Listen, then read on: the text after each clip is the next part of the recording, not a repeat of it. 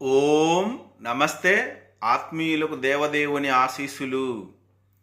భారత యువజన దినోత్సవ శుభాకాంక్షలు. ఈ యువజన దినోత్సవానికి మూలకారకుడు స్వామి వివేకానంద.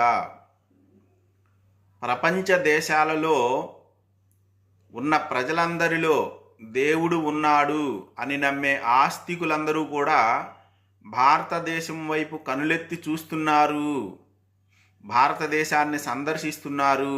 అంటే దానికి ప్రధానమైన కారకులలో వివేకానంద స్వామి ఒక్కడుగా మనం చెప్పుకోవచ్చు.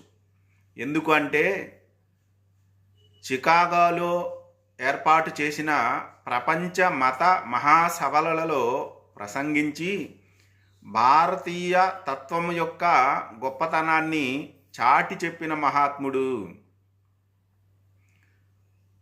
శ్రీరామకృష్ణ పరమహంస వివేకానంద స్వామికి గురువుగారు. వివేకానంద స్వామి యొక్క మొదటి పేరు నరేంద్రుడు. గురువుగారికేమో పరమహంస అనే బిరుదు, శిష్యుడికేమో స్వామి అనే బిరుదు. స్వామి అంటే అధిపతి, సొంతమైనవాడు అని అర్థం. దేనికి అధిపతి ఈయన అంటే వివేకము అనే ఆనందానికి. వివేకానంద స్వామి. మనకి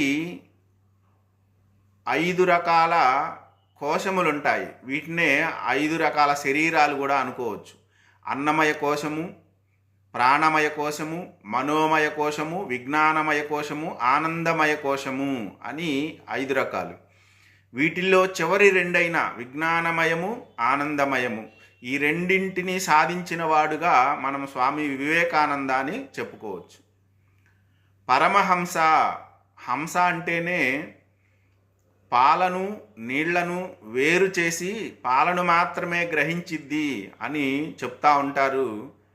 అంటే లోకములో ఆత్మ పదార్థమును, ఆత్మ విషయ జ్ఞానమును మాత్రమే స్వీకరించి లోక సంబంధమైన విషయాలను వదిలివేయడం ఏదైతే ఉందో అది హంస యొక్క తత్వంగా మనం గుర్తెరగాల.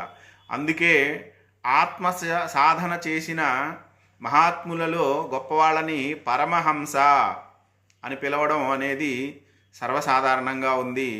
అలాంటి గురువు, ఇలాంటి శిష్యుడు భారతదేశానికి ఎంతో ఔన్నత్యాన్ని తెచ్చిపెట్టాడు. యువత అంతా కూడా